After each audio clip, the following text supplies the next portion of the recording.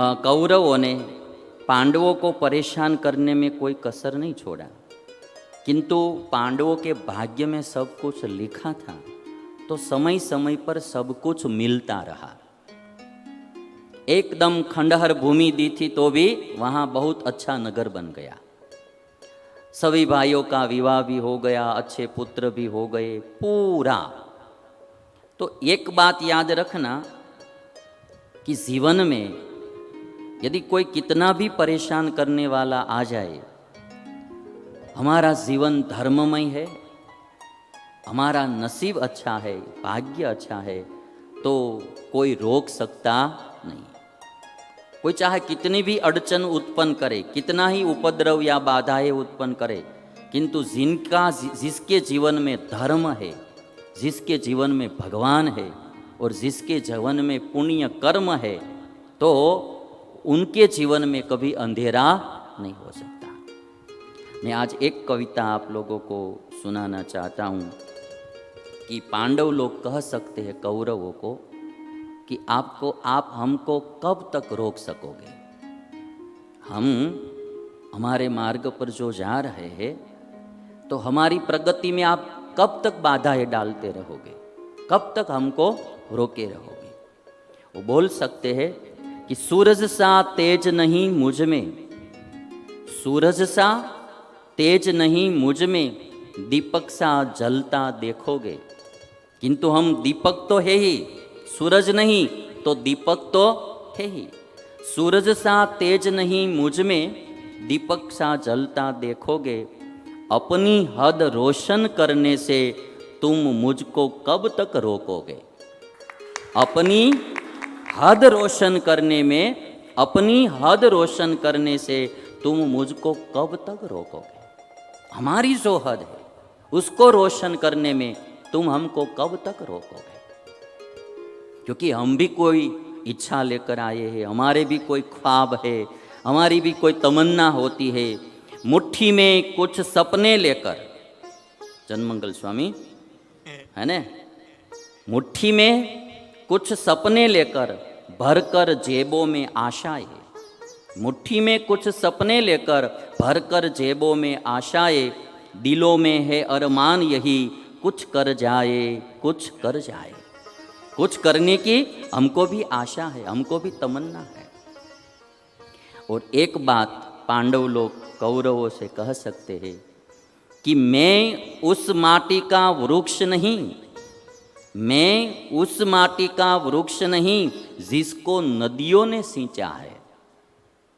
मैं उस माटी का वृक्ष नहीं, उस मिट्टी का वृक्ष नहीं हूं जिसको नदियों ने सींचा है। जो नदी के तट पर वृक्ष होते हैं उनको पानी ढूंढने के लिए कहीं जाना नहीं पड़ता है, नदी ही पानी उसको देती रहती है, सींचती रहती है पानी। हम वो वृक्ष नहीं है। कौरव आप लोग तो नदी तट पर खड़े पेड़ है सब, क्योंकि जन्म से ही आप राज में पले हैं, राज सिंहासन पर है, सत्ता संपत्ति आपके पास है। हम तो, हमारा तो जन्म ही वन में हुआ है और वन में ही ज्यादा रहने का आया है। तो मैं उस माटी का वृक्ष नहीं जिसको नदियों ने सींचा है। बंजर मिट्टी में पलकर मैंने मृत्यु से जीवन खींचा है। बंजर मिट्टी में पलकर मैंने, जहाँ कोई उपजता ही नहीं है, बिल्कुल अनुपजाऊ भूमि होती है, बिन उपजाऊ भूमि, उसमें पलकर मृत्यु से जीवन खींचा है। एक एक बात बहुत अच्छी लिखी गई है। इसलिए मैं आपको बता रहा हूं कि हमारे जीवन में भी कभी पांडवों जैसी परिस्थिति आ जाए तो निराश मत होना, उदास मत होना, सोचना मत कि हमारे भाग में तो खंडहर स्थान आया, बंजर भूमि आई। बंजर भूमि भी हरी हो सकती है, खंडहर स्थान भी एक अच्छा नगर बन सकता है। और इसीलिए कहते हैं कि आप हमको कब तक रोकते रहोगे? आप हमको कब तक परेशान करते रहोगे? मैं पत्थर पर लिखी इबादत हूं, मैं पत्थर पर लिखी इबादत हूं, शीशे से कब तक तोड़ोगे? पत्थर पर लिखी प्रार्थना हूं, पत्थर पर लिखी इबादत हूं, शीशे से, कांच से कब तक तोड़ोगे? कांच पत्थर को तोड़ने के लिए जाएगा तो क्या होगा? कांच ही टूट जाएगा। पत्थर तो टूटेगा नहीं। और इसलिए कह सकते हैं कि मैं पत्थर पर लिखी इबादत हूँ, शीशे से कब तक तोड़ोगे, मिटने वाला नाम नहीं, तुम मुझको कब तक रोकोगे, तुम मुझको कब तक रोकोगे।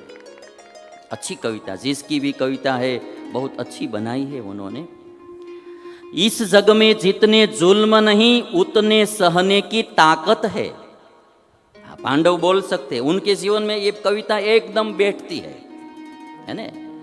इस जग में जितने जुल्म नहीं उतने सहने की ताकत है, तानों के भी शोर में रहकर सच कहने की आदत है। तानों के भी शोर में रहकर सच कहने की आदत है। मैं सागर से भी गहरा हूं, मैं सागर से भी गहरा हूं, तुम कितने कंकड़ फेंकोगे। मैं सागर से भी गहरा हूं, तुम कितने कंकड़ फेंकोगे, चुन चुन कर आगे बढ़ूंगा मैं, तुम मुझको कब तक रोकोगे, तुम मुझको कब तक रोकोगे। मैं तो सागर हूं, पांडव बोल सकते हैं, और गहरा भी हूं। कितने भी कंकड़ डालो आप, कंकड़ पत्थर डालते जाओ आप, मैं एक एक चुन चुन कर बाहर निकाल कर मैं आगे ही बढ़ता रहूंगा। जीवन है, जीवन में कंकड़ पत्थर फेंकने वाले भी मिलेंगे। हाँ, जब आपका विकास होगा, आपकी प्रगति होगी, आप जब आगे बढ़ेंगे, कामयाबी आपको छूने लगेगी, तो ईर्ष्यालु लोग इस दुनिया में रहेंगे ही रहेंगे। और वो ईर्ष्यालु लोग आपकी बिरादरी के ही होंगे, आपकी ज्ञाति के ही होंगे, आपके नज़दीक वाले ही होंगे। और वो कंकर पत्थर फेंकेंगे, आपको रोकेंगे, किंतु आपको प्रति सामना करना नहीं है, प्रतिक्रिया ही नहीं देनी है। आप अपने मार्ग पर चलते रहो। हाथी चलत है अपनी गत में, कुतर भूकत वहाँ को भूकने दो, तू तो राम सुमीर जग लड़ने दो, कबीरदास जी का भजन है। तो पांडवों ने कभी भी प्रतिक्रिया ही नहीं दी है, बस अपने मार्ग पर चलते रहो, हमें जो करना है वो करते रहो, बाकी तो थोड़े कुछ कुत्तर तो भौंकते ही रहेंगे, उसको भौंकने दो। और इसीलिए आज कह सकते हैं पांडव लोग कि झुक झुक कर सीधा खड़ा हुआ, अब फिर झुकने का शौक नहीं। अभी जो हम खड़े हुए हैं इंद्रप्रस्थ में, झुक झुक कर, कितनी बार झुके, झुक झुक कर सीधा खड़ा हुआ, अब फिर झुकने का शौक नहीं, अपने ही हाथों रचा स्वयं, तुमसे मिटने का खौफ नहीं। हमारे ही हाथों से हमने ये सब स्वयं रचा है, तुमसे मिटने का खौफ, डर या भय नहीं है।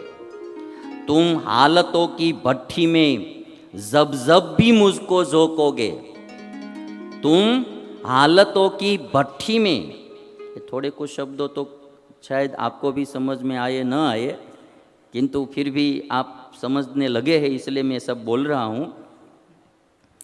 क्योंकि हमारे जगदीश भाई आज मुंबई से फ़ोन आया तो बोलते थे कि हिंदी तो आपकी सुनकर हमको भी सीखना मिल रहा है। तो बहुत सी विशाल भाषा है, तो बहुत शब्द भी होते हैं। तुम हालतों की भट्ठी में जब जब भी मुझको झोंकोगे, तब तब तप कर सोना बनूंगा मैं, तुम मुझको कब तक रोकोगे, तुम मुझको कब तक रोकोगे। जितनी बार भट्ठी में डालोगे मुझे, तो तप कर सोना बनूंगा और शुद्ध होऊंगा और बाहर आऊंगा, सुवर्ण, शुद्ध सुवर्ण बनकर बाहर आऊंगा, तुम मुझको कब तक रोकोगे।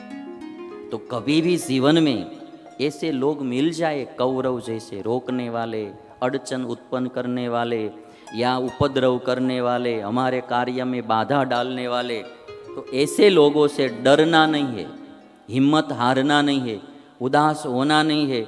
भगवान को जीवन में रखकर, धर्म को रखकर हमारा कार्य आगे बढ़ाते जाना है। बाकी ऊपर वाले के हाथ में सब होता है, भगवान सब संभाल लेते हैं। पांडवों के जीवन में यही हुआ, भगवान कृष्ण ने सब काम सीधा कर दिया है।